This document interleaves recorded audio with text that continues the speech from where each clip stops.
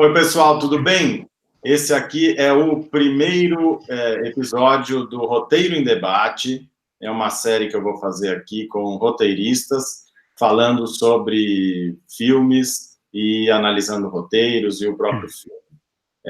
Eu hoje vou começar com o Marcos Fábio Catudian, que tem uma análise muito interessante do filme Forrest Gump, que é um filme sensacional, que eu também gosto muito. Então vamos começar. Eu vou falar para o Marcão aqui se apresentar, falar um pouco rapidamente do que ele faz, porque depois eu vou colocar na descrição até um currículo dele. Mas então o Marcão fala um pouco de quem ele é, o que ele faz, e daí a gente começa. Vai lá, Marcão. Bom dia, Paulo. Tudo bom? Tudo bom, gente? Que madrugou, domingo, para ouvir um pouco sobre o Forrest Gump. Meu nome é Marcos Catudian, fiz cinema na ECA, trabalho com roteiro e direção em cinema, sou escritor também, lancei um romance há alguns anos, chamado Snuff Movie, Depois do Fim do Mundo. Muita gente não sabe, mas antes do cinema, eu fiz medicina veterinária, sou um ex-médico veterinário, fiz também perícia criminal. Na verdade, eu fiz perícia pensando justamente em me ajudar em alguns plots de alguns roteiros. Isso realmente aconteceu. Fiz há muitos anos atrás. Não cheguei a aproveitar como poderia, porque houve um boom, né, de perícia, especialmente de televisão, muitas séries baseadas em perícia. E, enfim, e Forrest Gump é um filme muito especial para mim, né, tanto como público, né, e como profissional que trabalha na área. É mais ou menos isso, para começar. Legal. Então vamos começar falando, uma coisa que eu já ouvi você falar, sobre o Forrest Gump, o momento em que ele foi feito, né? Ele era um filme que não seria óbvio para a indústria, né?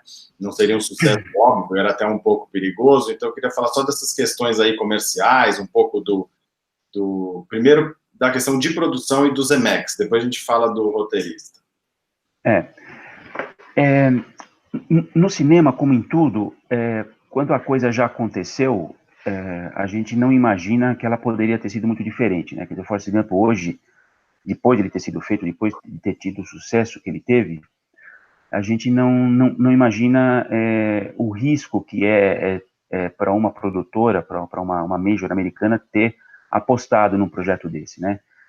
Porque ele é um projeto sobre um sujeito, um protagonista de baixo QI, que atravessa períodos americanos, e mais do que atravessa, interage com esses períodos. É uma história, é uma comédia romântica, aliás, uma comédia dramática romântica, onde ele não fica com o par romântico dele, né? Onde acontecem muitas tragédias. É um filme de um orçamento muito alto, então é um filme que, de uma certa maneira, tinha tudo para dar errado. Como eu disse, a gente não imagina isso olhando para trás, né? Vendo o sucesso que foi Forrest Gump. E é um filme que as produtoras americanas tinham tudo para dizer não à sua realização, né? O que acontece é que esse projeto foi apresentado pelo Robert Zemeckis. E a gente, quando fala de roteiro, especialmente roteiro relativo à indústria americana, a gente nunca pode perder essa relação com a produção, quer dizer, com a expectativa de retorno, né? O que acontece é que o Zemeckis, ele tinha produzido vários filmes muito importantes, especialmente a série De Volta para o Futuro, né? Que é uma série de um tremendo sucesso, de bilheteria mesmo, né? E isso nos Estados Unidos credencia um diretor a ter liberdade ou a propor projetos, às vezes, um pouco fora da curva, como é o Forrest Gump.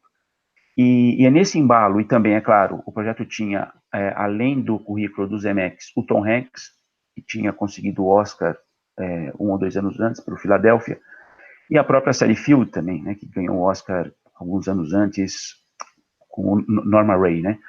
Então, quer dizer, essas coisas que deram crédito para o Zemeckis ter esse projeto aprovado. Que legal. Ô Marcão, e daí eu queria que você falasse um pouco sobre a questão do roteiro. O filme, ele é um livro, na verdade, o roteiro é baseado num livro, né? Quais as diferenças do do livro para o roteiro, mudou muita coisa, né? O livro, na verdade, foi escrito pelo Winston Groom, que chama Forrest Gump, mas o personagem Forrest Gump do livro, ele é muito diferente do personagem que se apresentou nas telas. O personagem do Winston Groom, ele é um cara de baixo QI, um sujeito de 2 metros de altura, um pouco violento, meio alcoólatra, e que, entre outras coisas, vai à lua durante o livro, né? E o roteirista Eric Roth adaptou esse romance, mas é quase um roteiro original, quer dizer, num certo sentido. Ele fugiu muito, quer dizer, o filme Forrest Gump, o roteiro do Forrest Gump foi inspirado no livro Forrest Gump. E ele ganhou o Oscar por isso, né, de roteiro adaptado. O Forrest Gump ganhou vários Oscars de filme, diretor, ator, o Tom Hanks, e o Eric Roth, roteirista. Legal. Já que esse é o primeiro da série aqui, sobre roteiros e tal, o que você acha que, no geral, aquela velha história, né? Por que a gente vê filmes e séries sem parar e a gente gosta de algumas coisas? O que você acha que uma narrativa faz com a gente? Por que a gente precisa de narrativa? Se você quiser falar brevemente a respeito disso. Assim, começando pelo Forrest Gump, em termos específicos, eu cheguei a ler em alguns lugares já que o Forrest Gump era uma história que não apresentava conflito, considerando que conflito é fundamental para qualquer história, né? Conflito, obstáculos, e o que é uma visão totalmente errada, né? E na verdade essa visão, eu imagino que seja errada porque na maior parte das vezes, o Forrest lida com esses conflitos, lida com os obstáculos de uma forma não conflituosa, o que é outra coisa, né? Quer dizer, nem sempre, aliás, o Forrest, às vezes, ele entra em conflito, especialmente quando ele quer proteger a Jenny.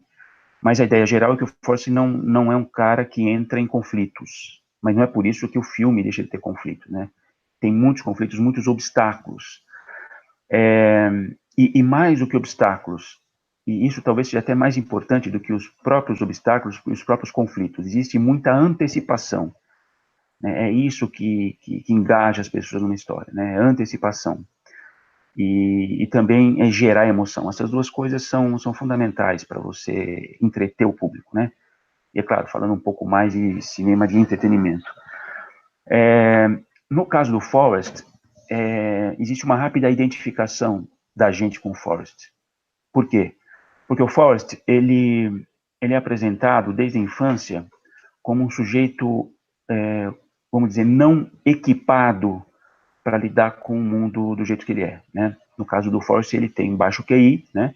E ele não é um cara armado, vamos dizer, suficientemente para lidar com o mundo duro como o mundo é, né?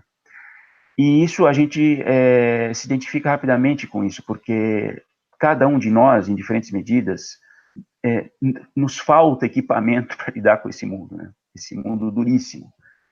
E é nessa medida que a gente se identifica rapidamente com ele. Claro que no início do filme, o diretor até transforma isso numa coisa física, que é aquele problema ortopédico que ele tem, que ele usa aqueles metais nos pés, né?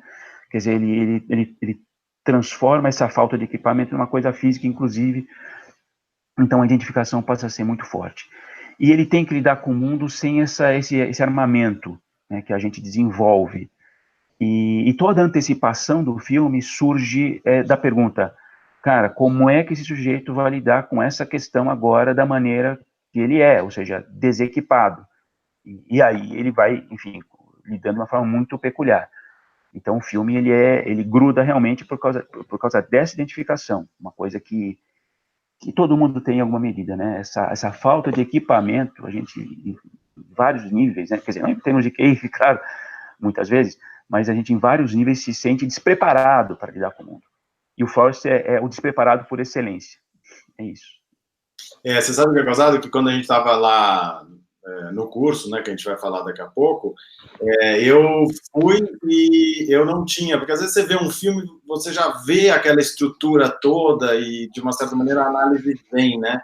E o Forrest, eu não tinha pensado nisso, e daí eu fiquei pensando onde começa o filme, né? Aquela história do primeiro ponto de virada, uma introdução, e você fala, bom, o que vai acontecer nesse filme? O que acontece que daí o filme não para mais de acontecer?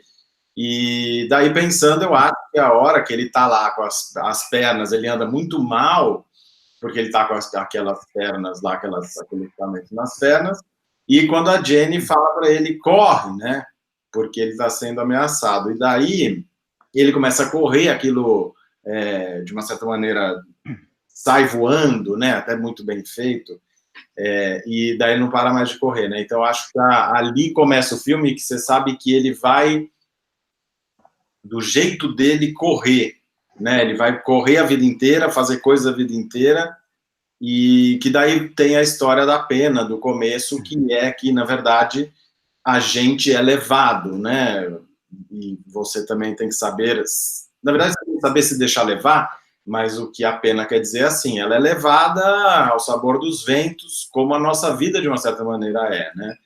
E eu acho que é isso que nós vamos falar mais um pouco, mas eu acho que essa é a grande chave do filme, é por isso que você não para de ver, porque ele vai correr daquele jeito, ele despreparado como a gente mesmo né? Pois é.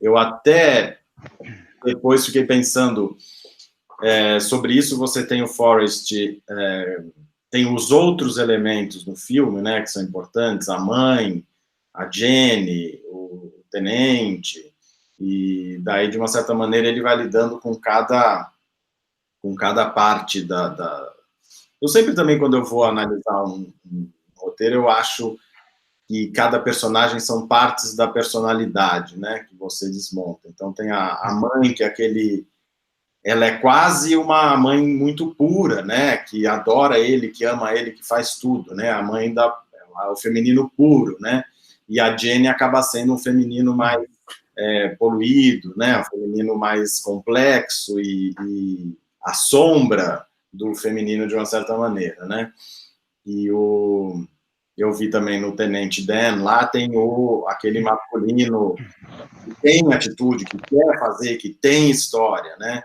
Que é o contrário do Forrest, que em princípio vai sendo levado, né? Não é bem isso, mas né? E então, assim, eu só estou falando isso um pouquinho, mas que a gente vai entrar um pouco mais na sua análise. Então, eu acho que você poderia falar um pouco aqui de como você vê a questão do Forrest ser, de uma certa maneira, não mental, né? Eu até, talvez para começar a falar um pouco do texto do Jabor, né? O Jabor, em 94, escreveu aquela crítica, dizendo que o filme é um filme de um idiota, feito para idiotas, né? Ele até tem umas frases muito ácidas, né? Que só não são idiotas os produtores e tal. Mas eu gosto da sua análise vendo o Forrest como uma figura não mental e todas aquelas coisas acontecendo, tendo como oposição a isso a Jenny, que vai para o mundo buscar as coisas, vai lidar com a realidade. Bom, tem muita coisa aí para falar, né? Em primeiro lugar, do início que você falou, né? Aquele aparelho ortopédico do Forrest, ele é meio uma metáfora, né? Que é uma coisa muito usada em cinema e história de forma geral, que é o que a princípio é uma restrição de um personagem, acaba se transformando numa bênção para ele, né? Então, quer dizer, não só essa questão das pernas, como disse, é uma metáfora dessa questão do QI, né? Porque não tendo esse QI, não estando preparado para lidar com o mundo de uma maneira apropriada, a única solução que o Forrest tem é se entregar, né? É se entregar. E o que é se entregar, né? Se entregar é uma coisa que pode ter várias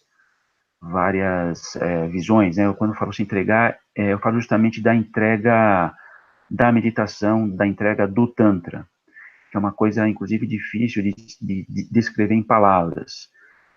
E é exatamente por isso que o filme inicia com a cena da pena, né, que é a metáfora da entrega, do Forrest, da entrega da meditação, da entrega tântrica, né, que é o deixar-se. O que tem a ver com procurar um espaço vazio dentro de si mesmo, né, um espaço a partir do qual você não é exatamente mais o agente das coisas. As coisas acontecem através de você. E é assim que acontece com o Forrest. A gente, por exemplo, não imagina o Forrest, eu acredito, escrevendo um currículo. Né? Imagina o Forrest escrevendo um currículo. Ele não saberia o que escrever, porque ele não se considera o agente das coisas que ele faz, e de fato não é. Né? E o Forrest, ele interage com o mundo e com as pessoas sem saber o que é a experiência mundana.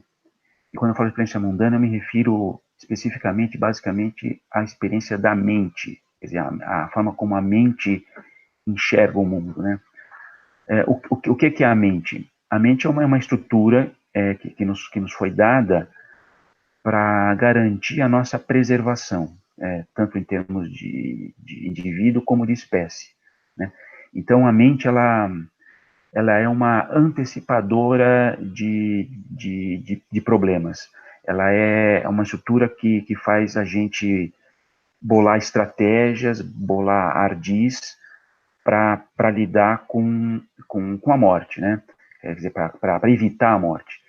Então a gente vive nesse mundo mental que é o mundo da antecipação, que é o mundo do medo, né? Que é o mundo de imaginar sempre o pior, né? Que é o mundo de se precaver, inclusive na relação com as outras pessoas. Quer dizer, a mente, o ideal da mente é controlar. É controlar tudo, controlar as outras pessoas, controlar o clima, controlar o mercado, né? Para evitar uma coisa que necessariamente vai acontecer, que é a morte, né? E o Forrest, ao se relacionar com as outras pessoas, por não se relacionar de uma forma mental com o mundo, né? E esse ponto é muito delicado, o ponto onde explica o Forrest não como um personagem que tem baixo QI, mas alguém que se relaciona com o mundo a partir da não-mente, e isso é uma coisa que eu abordo muito no curso, são coisas diferentes. Pois bem, o Forrest, ao se relacionar com as outras pessoas a partir da não-mente, ele está num outro espaço, né? Ele está num espaço muito mais central, vamos dizer, em termos de espírito, né, para usar uma palavra polêmica, enquanto que os outros personagens habitam uma periferia, né? Os outros personagens estão no mundo mental, estão no mundo do medo, né? Eles, em outras palavras, especialmente no caso da Jenny, mas não só, eles querem alguma completude, eles querem preencher as suas lacunas psicoemocionais a partir do mundo, né? E o mundo não tem essa capacidade, o mundo não tem a capacidade de nos dar isso, de nos dar nenhum tipo de completude, né? E o Forrest, ele, na verdade, ele já é completo, justamente porque ele não procura isso no mundo. Mas, enfim, na verdade, isso tudo é onde o Forrest Gump se aproxima do universo da meditação e do universo do Tantra, né? E o Forrest Gump, então, ele representa para cada um dos personagens o próprio centro deles mesmos, né? E o que é o centro deles mesmos, o centro de nós mesmos? É alguém que observa, entre aspas, passivamente, ou talvez fosse melhor dizer, impassivelmente, né, todas as peripécias, todas as angústias que a gente passa ao longo da vida. E que nos faz um convite perene para nos ocupar dele, ou para, em outras palavras, nos deixarmos ser ocupados por esse centro, né? Então, o Forrest, ele tem uma influência decisiva na vida dos outros personagens, e não só os personagens do qual ele é mais próximo, né? Mas também pessoas que ele cruza eventualmente, né? Como, por exemplo, até o próprio Elvis Presley. Ele ensina o Elvis Presley a dançar, ele dita a música do Imagine para o John Lennon, ele esclarece ou começa a esclarecer o caso Watergate, enfim, tem uma questão racial dele envolvida, tudo isso para falar de um roteiro que é absolutamente primoroso, né? Um roteiro, enfim, genial mesmo. Eu não gosto muito de usar essa palavra, mas não tem outra palavra para usar. E na relação dele com a mãe, né? Como você falou, é uma coisa feminina, uma coisa que é, na verdade, uma representação, entre aspas, de um deus, né? Do Forrest, que não é um deus, não é um deus masculino, né? Que a gente, na verdade, tem na maior parte das vezes, a ideia desse Deus como um velho de barba, né? O Deus do Force é um Deus acolhedor, né? Que muito mais se aproxima de um útero, né? Não é um Deus conquistador, um Deus punitivo, ao contrário, é um Deus receptivo. Para a gente fazer essa oposição com a Jenny, a gente até falou a Jenny, o Forrest só tem essa mãe, né, maravilhosa, e a Jenny tem um pai péssimo, né? E a Jenny, ela tem esse pai péssimo que é quase o Deus, aquele Deus que pune, né? O Deus tirânico. E daí ela vai para a vida com toda a vontade, e ela só se ferra, né? Ela vai para essa vida mental. Você quer falar um pouquinho da Jenny? A Jenny, ela tem... Bom, o filme, ele apresenta de uma forma muito competente os dois personagens principais, que são o Forrest e a Jenny, e a Jenny, enquanto que o Forrest ocupa o centro, né, o centro... O que é o centro? O centro é a nossa verdade mais profunda, né, é o ser com S maiúsculo, né, não é uma coisa que está além do espaço da nossa identidade, o centro é algo sem nome. E se o Forrest habita esse espaço, a Jenny, justamente, ela está na periferia. E o filme apresenta os dois personagens na relação com a própria casa, habitando um o centro, outro a periferia, né?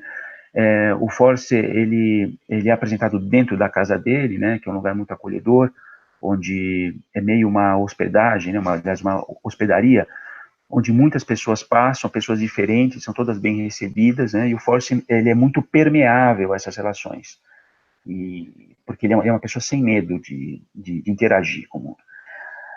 Tudo isso, claro, determinado pela mãe, como a gente já falou. Ao passo que a Jenny, ela é apresentada numa casa que é totalmente oposto, né? A Jenny, ela mora com o pai, que é um pai alcoólatra e abusador, né? A mãe, pelo jeito, morreu, a gente não sabe como. E a Jenny é apresentada... a gente nunca vê a Jenny no filme, nunca vê ela dentro de casa, né? Ela é apresentada já quando criança, já fora de casa. E a tendência da Jenny na vida adulta é realizar um movimento centrífugo do próprio centro, né? Ela sempre busca se perder, ela sempre se extravia, né? Como eu disse antes, ela sempre busca esse preenchimento psicoemocional, vamos dizer, a partir do mundo exterior. Então ela embarca, ela mergulha no mundo da busca pelas sensações, né, e se perde totalmente, né, porque, como eu disse, o mundo ele não tem essa capacidade de nos abastecer com o que a gente mais precisa.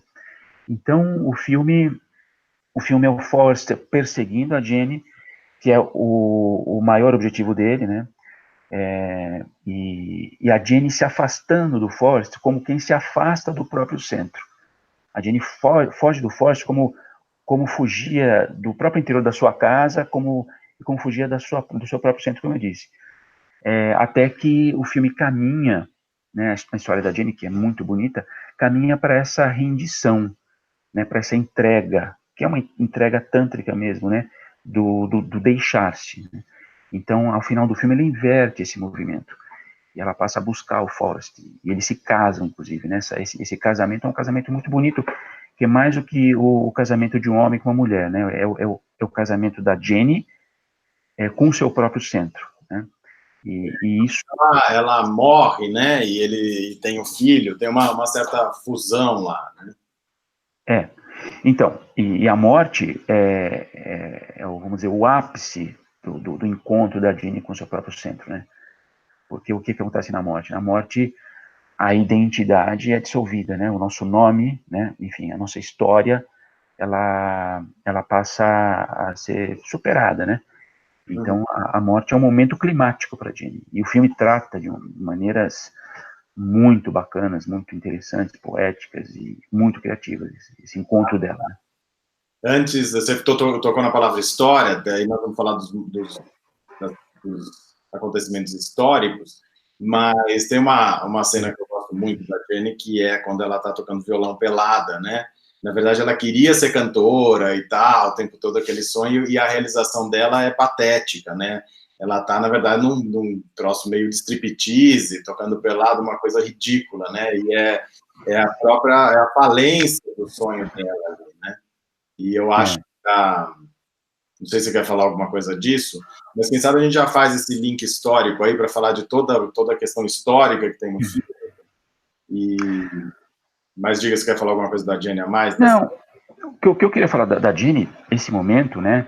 E não só esse momento, a vida inteira dela, porque, como eu disse já, ela vai ao mundo como buscando preenchimento, mas o mundo ele tem uma capacidade impressionante de ser irônico, no caso da Jenny até cínico, né?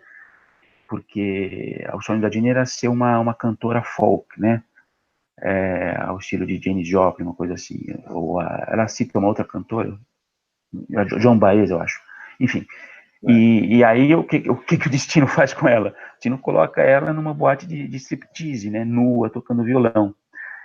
E, enfim, o filme, na verdade, tem sequências muito duras, né?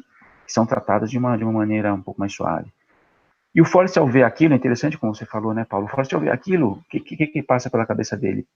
Que maravilha, né? Ela realizou o seu sonho, ele pensa, né?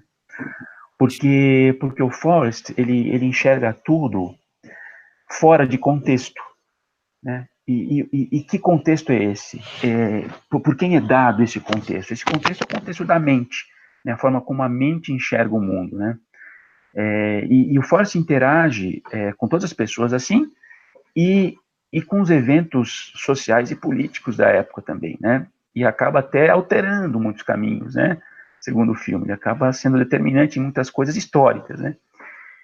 Por quê? Porque ele interage sempre fora de contexto, sem o contexto da mente, que é o contexto dado, o contexto vigente. E é a partir disso, por interagir, justamente a partir disso, por interagir a partir de um espaço não mental, é que ele encaminha essas situações, vamos dizer, como se ele fosse, como se ele fosse um instrumento do próprio destino, né? Sem saber, sem saber esse instrumento, sem saber o que está fazendo. É como se o destino operasse pelo Forrest, né? Nesse sentido, claro, tirando o aspecto religioso da palavra, o Forrest ele é um médium, né? O que é um médium? O médium é aquele que é um veículo para coisas que acontecem além da sua percepção, da sua consciência, né? E tem uma hora até que, mais uma vez que ele vai encontrar a Jenny, que ela fala, o que você quer ser? Né? E ele já está sendo tantas coisas, né? E que é uma parte que você chama a atenção, que é quase isso, né? Qual é o seu currículo? Qual é o seu objetivo? E ele não... Porque a gente sai ao mundo como a Jenny, né? A Jenny, veja, a Jenny somos nós, né?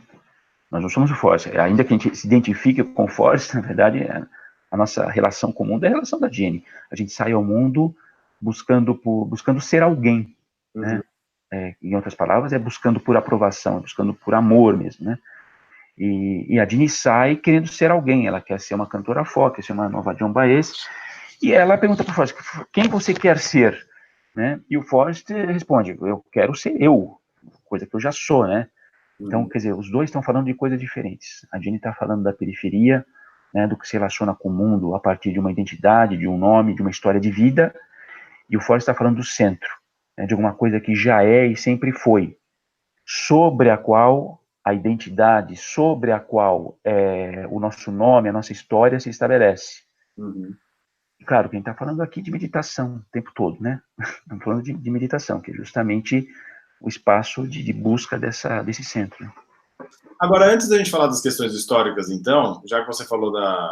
Não, vamos falar das questões históricas que a gente estava falando, que ela vai lá no mundo, até participa de algumas coisas, e ele que acaba influenciando. Mas, de um jeito ou de outro, tem essa crítica do Jabor da época, de 94, que ele fala que o Forrest é idiota, e que ele nega todo o movimento ativista que queria mudar os Estados Unidos, para os Estados Unidos ser um país melhor, né, daquele país careta, o movimento hippie, da guerra do Vietnã, contra a guerra. A Jenny está lá envolvida naquilo. Para mim, o ápice daquilo que é o que você disse é a hora que ela está lá com o Forrest, ela, o namorado dela, e o Pantera Negra, e o Pantera Negra falando pro Forrest, você tem que fazer isso e tal, não sei o que, ele está lá num troço mental, e o Forrest não está nem aí, né? Mas como você vê essa relação desses fatos históricos, e a crítica do Jabor já, de que o Forrest é um idiota e que nega todo o movimento e tal. Eu acho, na verdade, o Jabor está tendo uma interpretação errada, né? Muito, como é que se diz? Muito simplista, né? Como se fosse um filme realista, né? Mas diga aí. Bom, essa parte, Paulo, eu acho uma parte muito importante a gente falar, especialmente nesse momento que a gente está vivendo, né? Porque é o seguinte, a crítica do Ronaldo Jabor, Só claro que para falar, já que é o momento que nós estamos vivendo, hoje em dia, e também naquela época para o Jabor, a grande realização da sua vida é ser um ativista para mudar o mundo, né? Isso, quer dizer, é o que muita gente acha, que você vai lá e vai mudar o mundo com o seu ativismo e tal, e acha que vai conseguir, né? Mas diga. Pois é, perfeito o que você falou, Paulo, é isso mesmo, quer dizer, a crítica do Jabor e muita gente que não gosta do Forrest Gump é porque eu já ouvi expressões até duras, assim, dizendo que o Forrest Gump é uma apologia à idiotice, né? No sentido de que o Forrest, a princípio, ele não tem uma posição ativa para querer transformar o mundo, né? Para querer mudar o mundo.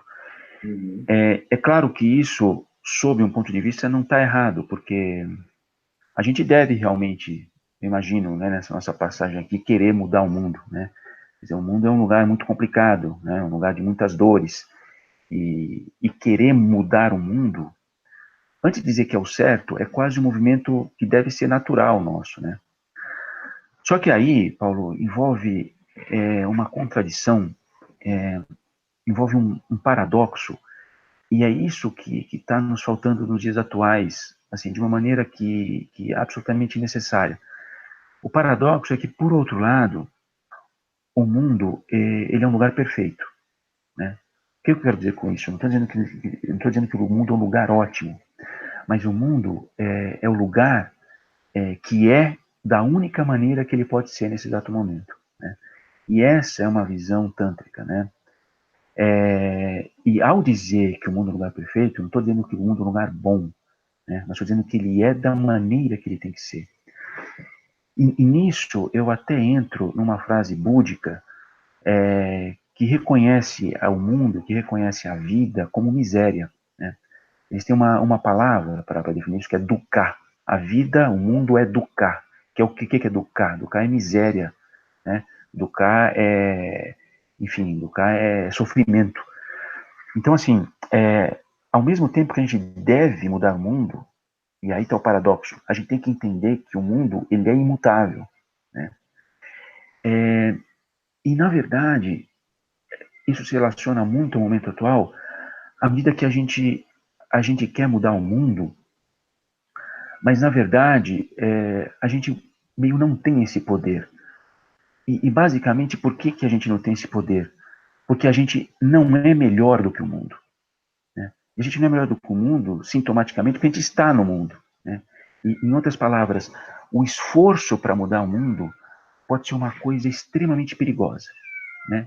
E tem sido, né? A gente tem visto regimes que tentam mudar o mundo, pessoas tentam mudar o mundo e acabam tendo reações absolutamente contrárias a isso que elas desejam, né?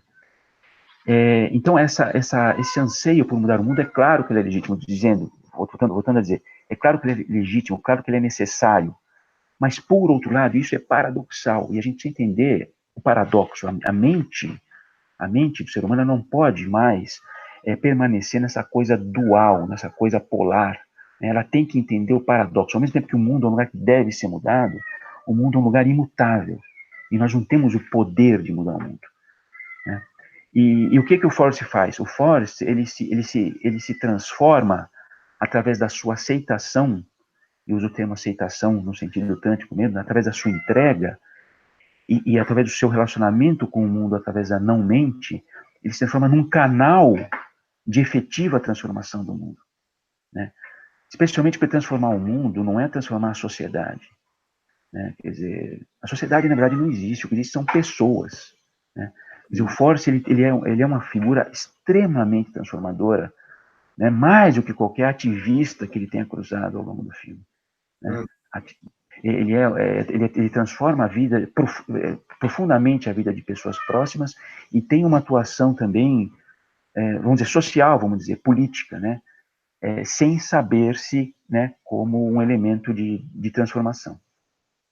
E daí, Marcão, quando essa relação do Forrest Gump, do roteiro com a meditação, quando que qual foi a primeira vez que falou, nossa, peraí, tem alguma relação aí, né? Você até falou da posição, o Forrest está no banquinho lá, esperando o ônibus, ele está numa das posições de meditação, que é legal, que a gente não conhece muito, a gente acha que a gente fica lá naquela posição de lótus para meditar, né?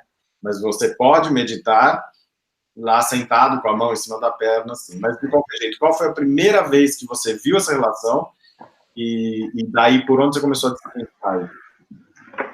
Bom, Paulo, a hora que eu assisti o filme quando ele estreou, né, em 94. Você já meditava? Não.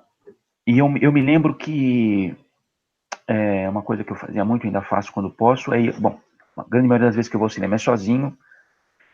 E o melhor horário para ir ao cinema, claro que é à tarde, né, quando é possível. E eu estava sozinho assistindo esse filme e se apresentou aquela abertura do filme, né, a cena da pena. Eu sentei na ponta da cadeira, assim, preparado para algo extraordinário, né, nas próximas 2 horas, e realmente aconteceu, né, eu fiquei extremamente impactado com o filme, uma narrativa, enfim, muito, muito surpreendente para mim, muito criativa, e eu assisti o filme durante o período que ele teve em cartaz, mas 2 vezes, foram 3 vezes no cinema, no período de, sei lá, de 2 meses. E depois, é claro que eu revi infinitas vezes o filme. No cinema, acho que mais de uma vez, e, enfim, TV e vídeo on demand e tal. E eu me lembro que num certo período, quando eu já meditava, por volta de 2000, 2001, 2002, eu li um livro que é um conto sufi, chamado Mojudi, O Homem com uma Vida Inexplicável, que é a história de um sujeito, acho que no século XVI, que trabalhava como inspetor de pesos e medidas, um serviço bem burocrático. E, num certo momento, aparece um guia espiritual, um guia sufi. E o guia convida ele a abandonar a vida dele sem nenhuma razão e se jogar no rio, né? E que talvez ele fosse salvo. E por alguma razão misteriosa, o Mojudi fez isso. E realmente foi salvo com um pescador. E aí ele começou a pescar com o pescador, começou a se restabelecer. E aí aparece de novo esse guia e diz para ele abandonar aquela vida e andar pela estrada e que alguma coisa aconteceria. Então ele faz isso, vai trabalhar para um fazendeiro. E o que acontece? Cada vez que o Mojudi se estabelecia, chegava esse guia e jogava ele para um espaço vazio, para um espaço de aventura, para um espaço desconhecido. E assim sucessivamente o Mojudi foi várias coisas durante a vida, até que, num certo momento, ele começou a apresentar sinais de sabedoria. E as pessoas iam se consultar com ele, né, sobre a própria vida, até previsões futuras. E as pessoas não entendiam como que o Mojudi tinha se tornado aquilo, porque ele não tinha estudado para isso, e nem ele próprio entendia, né? E aí eu reconheci a essência da história do Mojudi com o Forrest Gump, né? E num período muito próximo de tempo, eu não lembro se dias ou semanas, quando eu estava vendo o filme de novo, eu percebi uma coisa que foi uma bola de neve para mim. Foi o momento a partir do qual eu percebi que existia um filme oculto no Forrest Gump. Foi o momento onde eu percebi que a cena, quer dizer, a imagem do Forrest Gump clássica, que é o cartaz do filme, e que é uma posição que ele começa daquela maneira e volta muitas vezes daquela maneira, é a posição de meditação, né? É a posição de meditação egípcia. Existem 2 posições, basicamente, para meditar, que é a de lótus, né, que é aquela mais famosa, e que é muito menos praticada, porque é difícil ficar naquela posição, com as pernas dobradas umas sobre as outras, né? E a posição mais mais usada é a posição egípcia, você sentado, né, com as pernas fazendo um ângulo reto com a coluna e você com a mão sobre as coxas. E é a posição do Forrest Gump, né? Então, a partir dessa senha, como eu disse, foi uma bola de neve. E eu comecei a perceber que existiam várias e várias referências, algumas muito claras, outras um pouco menos, ou bem menos. E daí você desconfiou que isso fosse proposital, de tantas coincidências? Não, veja, não é que eu desconfiei. Quando eu saquei que ele estava na posição de meditação, depois de ter lido o livro do Mojud, cara, aí eu percebi, né? Eu percebi que tudo era proposital, né? E aí veja, eu já lia muito, né? Eu já lia muito, especialmente o Krishnamurti, o Gurdjieff, que é a linha de meditação que eu sigo, o Jorge Gurdjieff, o Osho, o Eckhart Tolle, enfim. Então, a partir dessas referências, eu comecei a destrinchar o Forrest, né? E o que se transformou num curso que eu dou hoje, né? Sobre o curso chama Forrest Gump, Meditação e Tantra. Uhum. Curso que eu fiz e recomendo. Eu que nunca meditei, fui lá, fiz o curso e não só achei a sua visão do Forrest muito interessante, mas acho que realmente tem tudo a ver, faz todo sentido. Você precisa meditar, hein, Paulo? Eu tenho feito algumas práticas, principalmente quando eu acordo às 3 da manhã. Isso é ótimo. Eu vou lá e faço, não na posição egípcia, deitado mesmo, mas de um jeito ou de outro, de um jeito ou de outro, eu uso a técnica, né, que eu aprendi rapidamente lá com você, para sair da mente, né? Porque senão você fica lá igual uma Jenny, pensando o que você vai fazer, como você vai mudar o mundo. E naquele a única coisa que você precisa é voltar para você e dormir, né? Não é claro. ao mundo às 3 da manhã. Claro.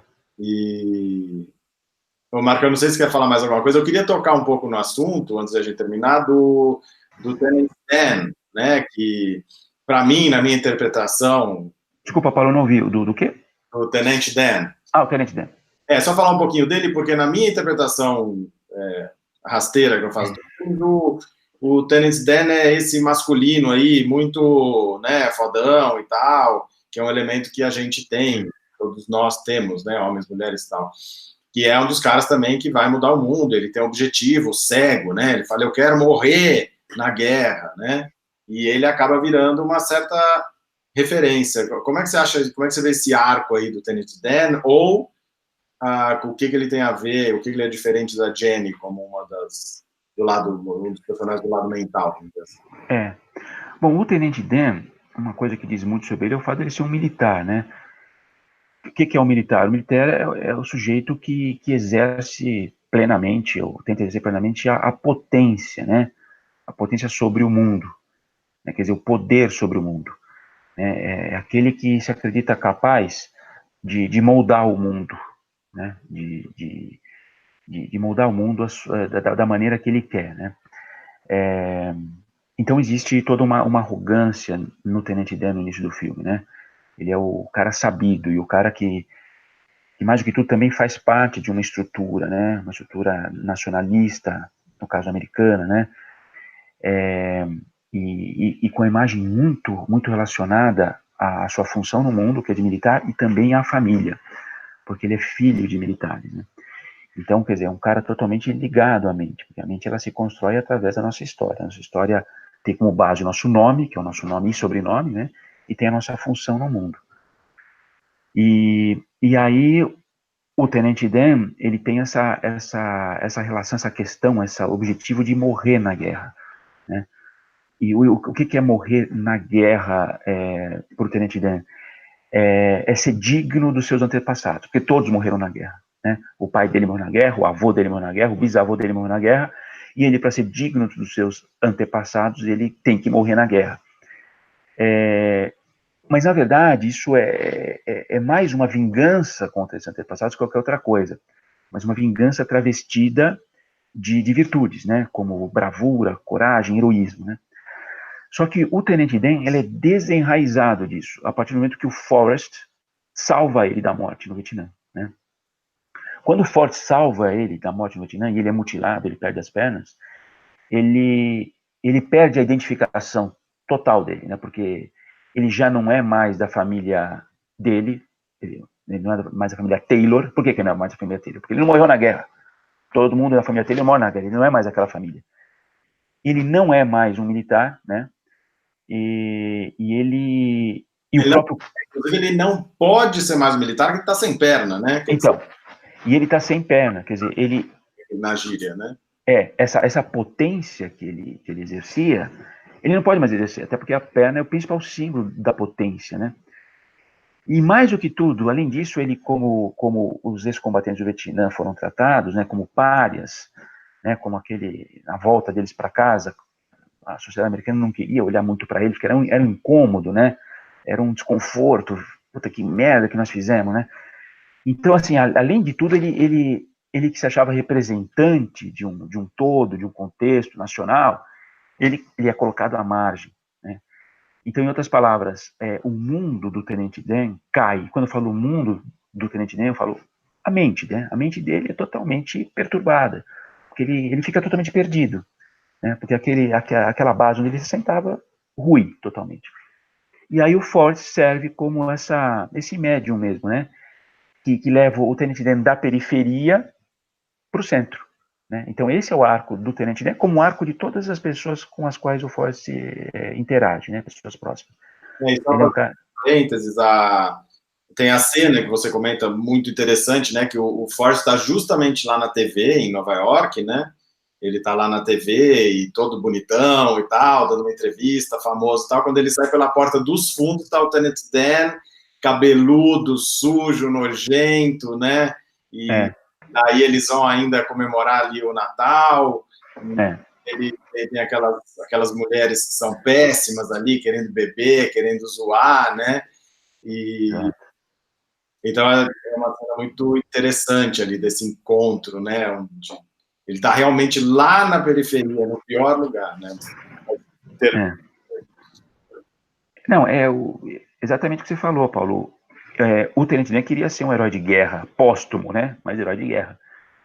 E o que ele vê é o quê? É o Forrest Gump, aquele sujeito que, pô, ele sempre considerou totalmente incapaz, como de fato, de certa forma, era, né? Sendo condecorado por tê-lo roubado o destino. E o Forrest Gump é condecorado, que lá nos Estados Unidos é uma coisa muito importante isso, né? Aqui a condecoração não tem o peso que tem lá, medalha de honra, não sei o quê. E o Forrest está dando uma entrevista na TV, do lado do John Lennon, e o Tenente Dan vai encontrar com o Forrest na saída dessa entrevista, né? E ele vai encontrar para se vingar do Forrest, né? Por incrível que pareça, o Forrest salvou a vida dele e o Tenente Dan vai lá se vingar. E só fazer um parênteses, Paulo. Queria falar um pouco do Robert Zemeckis, né? O Robert Zemeckis, é claro que a gente não vai poder se aprofundar aqui. A gente não falou bem uma das coisas que eu queria falar era bem do Robert Zemeckis, mas fale bem do Robert Zemeckis. O Robert Zemeckis, ele é um dos diretores mais interessantes, né, da atualidade, né? Ele é um cara que, não só no Forrest Gump, mas especialmente no Forrest Gump, ele é capaz de trabalhar essas duas dimensões no cinema que eu acho tão importantes e que representam a riqueza do cinema. Que duas dimensões são essas? A dimensão horizontal, né, no sentido de poder alcançar muita gente no mundo inteiro, uma dimensão que só é possível através do mercado, diga-se de passagem, e ao mesmo tempo exercer uma dimensão vertical, que é o quê? Tocar cada uma dessas muitas pessoas de uma maneira profunda, né? E o Forrest Gump tem essa capacidade. Ele é um dos filmes mais populares de todos os tempos, né? E não só populares, mas mais marcantes, porque o Robert Zemeckis teve essa capacidade de fazer um filme com essas duas dimensões. E para fazer um filme dessas duas dimensões, necessariamente é preciso fazer um filme em várias camadas, né? Já que cada um tem uma percepção das coisas. Para ter tanto o âmbito horizontal quanto vertical, ele precisa fazer um filme em várias camadas, um filme que atenda a várias visões, e ele conseguiu fazer isso, né? Então, assim, até me ocorre perguntar, assim, uma pergunta meio retórica, né? O que é um autor no cinema, né? O que é um autor no cinema? Isso é uma coisa extremamente relativa, né? Mas o fato é que muitos cineastas americanos por estar num contexto industrial de produção, como Robert Zemeckis, eles não são como deveriam, certamente deveriam ser considerados autores, né? O Robert Zemeckis, ao fazer a análise do filme aqui, a gente vê que ele é um cara de um domínio exuberante da técnica cinematográfica, né? E ele é um autor, sim, inclusive uma coisa que eu não falo muito no curso, Paulo, é estabelecer uma relação do filme Náufrago com o Forrest Gump, né? Por exemplo, aquela última cena do Náufrago, não sei se você lembra, é uma cena onde ele volta para casa, depois de ficar muito tempo na ilha e tal, e é uma cena onde ele sai de carro por uma estrada, e ele vai procurar uma mulher, enfim, ele encontra a mulher toma outro caminho, e ele, de repente, ele se vê numa estrada, que na verdade é uma bifurcação, é uma estrada que tem, justamente é uma cruz ali onde ele está, né, uma estrada de terra, e ele olha para os quatro lados, assim, e o filme termina, né, quer dizer, a maneira que esse momento se relaciona com Forrest Gump, ao tratar de presença, ao tratar de livre-arbítrio, enfim, o Robert Zemeckis tudo isso para dizer que o Robert Zemeckis é um grande autor cinematográfico, talvez não seja reconhecido assim, simplesmente porque ele está num contexto de produção industrial que não é privilegiado pelo olhar crítico, pelo olhar da crítica, né? Como eu falei na época da crítica do Jabor 94, tem o Marcelo Coelho também na Folha falando da crítica do Jabor e mais algumas coisas, querendo fazer um comparativo do filme de arte com o filme com o Forrest Gump, e o filme de arte é europeu, e ele fala, o Forrest Gump é um filme comercial, não sei o quê, mas ele é um filme de arte, porque ele é muito bom, então ele se rende, né, a que esse filme comercial, né, mainstream, aí, na verdade, é um filme, é uma obra de arte, né? Sem dúvida. Mas daí, para finalizar o Tenet Dan, e o Tenet tem esse arco aí, ele é esse cara e tal, é salvo, é tirado daquele destino, né? E depois, quando ele é justamente ali no Ano Novo, né, que eles se encontram, que é uma renovação de alguma maneira, ele tá lá naquela vida dele de bebedeira, e tem uma hora muito, muito legal, né, que ele tá falando, ele tá procurando bebida em todas as garrafas que estão vazias, né? Ele esgota aquela raiva, aquela coisa, e ele se rende ao Forrest, né? Nesse sentido de que ele volta, né, ao centro, como você disse, e rende um pouco ao Forrest, no sentido de ser não menos mental. E daí, no final, é muito interessante, porque no casamento da Jenny com o Forrest, ele aparece andando, com o cabelo cortado, e casado com uma oriental, né? E até o Marcelo Coelho fala, ele é casado com oriental, que não tem nada demais, que não é bonita. Ele tem uma interpretação meio besta, acho eu. Mas, na verdade, é como se ele casasse... Você vê ele casando com uma vietnamita, casando com um inimigo, né? E é uma mulher doce e tal, que não é exatamente uma mulher linda, mas é aquela mulher, né? Então, é interessante como, no final, ele termina um pouco também... assim como o Forrest casa, ele casa de uma certa maneira e é um final interessante do Tenet. O filme, Paulo, como a gente conversou no curso, ele tem uma aproximação muito grande, uma aproximação não, digo uma análise, se bem que análise não é a palavra, com a religião, tanto no sentido de religião organizada, e o filme é muito crítico em relação a isso, e irônico, como é com muitas instituições, né, mas quanto com a verdadeira religião, né, com a verdadeira, vamos dizer, religiosidade. Ele tira um pouco disso na hora que eles vão rezar para pescar, né, ele e o Tenente Dan, o Forrest está lá e o Tenente Dan está lá, eles não levam muito a sério aquele culto, né? Exatamente, Não, o filme é muito irônico, né? Bom, mais do que a ironia que eles fazem com o exército não existe, né? Existem muitos filmes que tratam de uma maneira crítica o exército, não é o caso do Forrest Gump, né? Ele não se ocupa só do exército, o exército é uma pequena parte do filme. mas a maneira como ele trata o exército ali é uma coisa de uma acidez que eu quase nunca vi, assim, né? E ele é irônico com várias instituições. E é irônico também com as religiões organizadas. Inclusive, a coisa do Ford sair correndo e as pessoas irem atrás dele, né? É uma ironia em relação às religiões organizadas. Mas o filme, ele é absolutamente sublime, como ele, ao mesmo tempo que é crítico às religiões, ele fala de religiosidade de uma maneira muito, muito pessoal, como tem que ser, né? O caminho do Tenente Dan é um caminho religioso, né? Religioso no sentido de religação, né?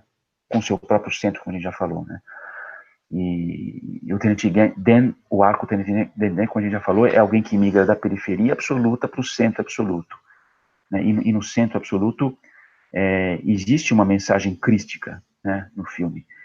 E uma delas é amar os seus inimigos, né? Que é o encontro, o casamento do Tenente Dan com uma vietnamita, né? Enfim, uma coisa absolutamente impensada para o início da história dele, né? E o Ford se reforçando como um instrumento transformador impressionante, né? Enfim, é um filme muito rico, muito, muito rico. Agora, dando uma viajada aqui, você acha que essa história do inimigo, do centro, de alguma maneira o nosso centro e a nossa periferia, no sentido da mente, né, que quer e tal, pensa, e a não mente, de uma certa maneira existe uma... Qual é o tipo de relação que existe? É uma relação de inimizade? Não, não. Boa pergunta, hein? Não, porque o centro e a periferia não estão no mesmo plano. E eu uso no curso uma imagem muito, muito famosa no âmbito da meditação, que é a imagem das nuvens e do céu, né? As nuvens, elas se comparam com a periferia, né? E o céu com o centro. Eles não só não são antagônicos, mas eles têm uma outra substância, né? Porque, na verdade, o céu não tem substância. Mas, enfim, as nuvens e o céu não são absolutamente conflitantes. Mas se você estiver enraizado nas nuvens, enraizado na mente, no caso, metaforicamente, você vai ter problemas. Porque, necessariamente, as nuvens elas têm uma substância muito frágil, uma substância pueril e que se transforma a todo momento. Mas se você estiver enraizado no céu, que é o centro, como Ford está, veja, tudo acontece, o céu não é contra as nuvens, né? E as nuvens não são contra o céu, eles têm dimensões diferentes. Então é isso, quer dizer, inclusive o Forrest, ele atua na periferia de uma maneira intensa, né? A vida do Forrest é mais intensa que a da Jeanne, inclusive, eu tanto quanto, né? Ele vai para cá e para lá com as pessoas, vai para a guerra, é campeão de tênis de mesa, campeão de futebol americano, enfim, ele se move na periferia, mas enraizado no centro. E você sabe que eu achei muito boa essa sua metáfora aí que você usou, né? Que mesmo quando você vai fazer uma prática meditativa, o céu está sempre lá. E você não sabe como vão estar as nuvens, né? Que seria o mundo mental. Pode ter pouca nuvem, nenhuma nuvem, pode ter uma tormenta, né? Pode estar tudo escuro e você não controla, né? Você não vai controlar como está. Então, acho essa uma metáfora interessante. Marco, mais alguma coisa que você queira falar? Você Não, quer só... do curso para a gente... do curso bom, o curso Forrest Gump, Meditação e Tantra, é um curso que eu costumo fazer uma vez por mês. É um curso de 10 horas, dividido em 3 dias. Vai ter uma próxima turma, que vai ser a 15ª turma, nos dias 24, 25 e 26 de maio. Quem tiver interessado pode entrar em contato comigo, pelo Facebook, por exemplo, Marcos Fábio Catudian, e seria um prazer receber vocês. E é isso. Fico muito grato pelo convite, Paulo. Prazer. Uma ótima maneira de abrir o domingo, né? Falando sobre cinema, de uma forma geral, que é a coisa que eu mais gosto, sobre roteiro. Acho a sua iniciativa espetacular. Vou virar assíduo espectador dos próximos programas aí, dos próximos hangouts. E é isso. Obrigado, Paulo. Que bom. Eu agradeço muito. Eu queria estrear isso aqui. É muito bom estrear com você, com a sua análise muito interessante aí do Forrest Gump. E vou fazer outros, né? Agradeço também a todo mundo que assistiu. E podem escrever aí nos nos comentários o que achou, né, em relação ao ritmo e as perguntas. A ideia era fazer um hangout no sentido de uma conversa descontraída mesmo, sem tanto objetivo, né? Mas eu espero ter cumprido o objetivo e, Marcão, te agradeço muito, tá? Pela ideia, criando muito bem. Obrigado a você, Paulo. Valeu. Até mais. Tchau, tchau. Tchau.